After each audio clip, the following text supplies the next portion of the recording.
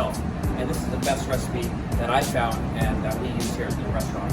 So, salmon skin. Make sure it's clean, filleted, and then little strips are the best. So, over here, you can see I just filleted it. I just took the skin off. I'm gonna fillet this, but you're gonna slice it just like this.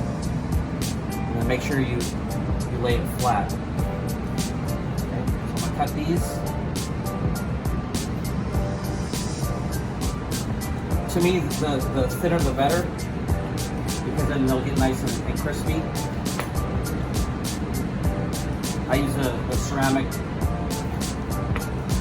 sheet where it won't stick. It gives a nice little crisp to it.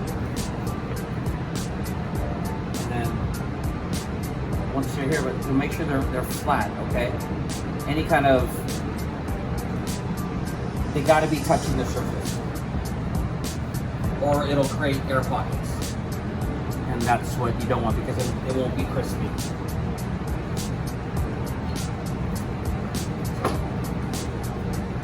Put a couple here, right there, right here. Okay. So now we're gonna do sea salt, kind of like a quick cure. I use Maldon sea salt, and then we garnish it with black sesame seeds. And you could put any kind of seasoning you want on this. It's gonna go in a 400-degree oven for 20-25 minutes, and that's it.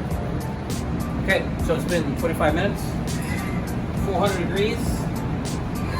Woo! Look at those skin. These are beautiful, nice and crispy. So what you're gonna do is airtight container right here. Okay. Buy a beef jerky bag. Eat the beef jerky. Still this. Put it in there. Keep it fresh. Like, subscribe, pound that notification bell to see me. Peace out.